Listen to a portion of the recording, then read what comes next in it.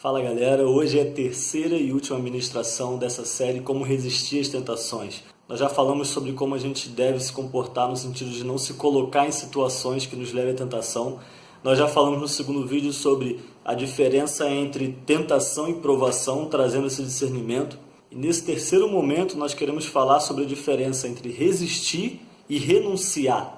Porque tem pessoas que ficam tentando saber e aprender como resistir, mas na verdade ela já está praticando algumas coisas. E aí não se trata mais de resistir, mas trata de renunciar. Para facilitar o raciocínio, vamos pensar assim: toda vez que você precisa deixar de fazer algo, uma prática que você tem, você está renunciando. E toda vez que você está lutando contra algo que você ainda não faz, você está resistindo. Então, são duas coisas diferentes.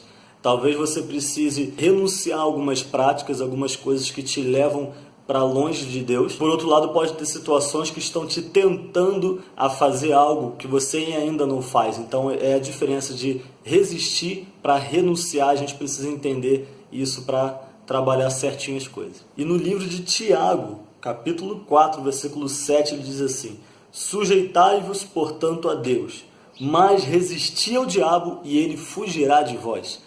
Aqui ele está falando também de resistir ao diabo, e antes ele está falando sujeitai-vos a Deus. É a gente se colocar debaixo do poder, da autoridade de Deus para poder resistir ao diabo.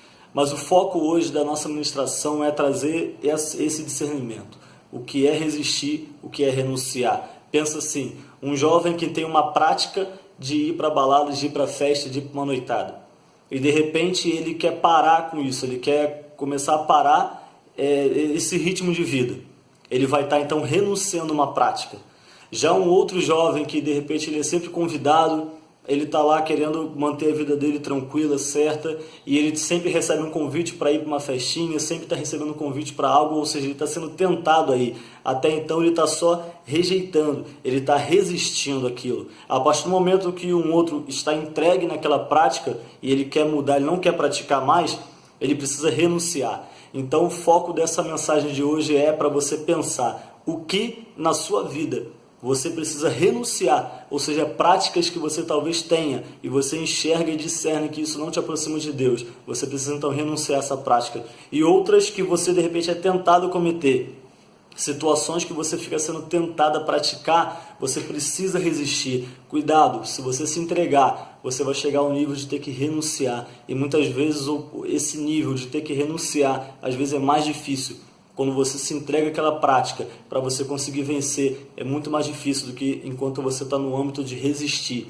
Enquanto trata-se de uma tentação, você ainda não consumou. E a palavra diz que cada um é atraído pela sua própria cobiça, ou seja, conforme a sua própria fraqueza. Então cada um precisa conhecer, a gente precisa saber, conhecer qual é a nossa fraqueza, qual é o nosso limite, para a gente não deixar o diabo armar um laço para a gente começar a cair.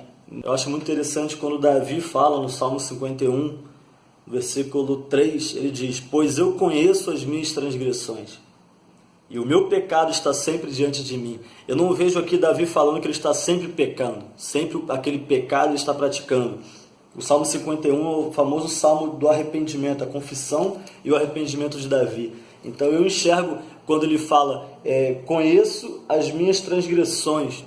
Ele está dizendo que agora ele já é maduro o suficiente para entender onde ele é fraco, ele conhece as fraquezas, as transgressões dele. E ele fala, e o meu pecado está sempre diante de mim. Ou seja, aqui a gente vê um Davi que se arrependeu de uma vida que ele vivia, se arrependeu de práticas que ele cometia, e agora ele mantém essa fraqueza sob vigilância dele. Ele fala, o meu pecado está sempre diante de mim. Ou seja, ele não tira os olhos, ele não ignora mais as fraquezas dele. Ele está dizendo que ele não vai mais deixar, se permitir estar em situações que ele agora sabe que ele não resiste. Ele sabe agora quais são as fraquezas dele. Isso é importante. É importante cada um saber quais são as suas fraquezas, qual é o seu ponto fraco, para que você possa ficar atento em situações que você de repente não vai resistir.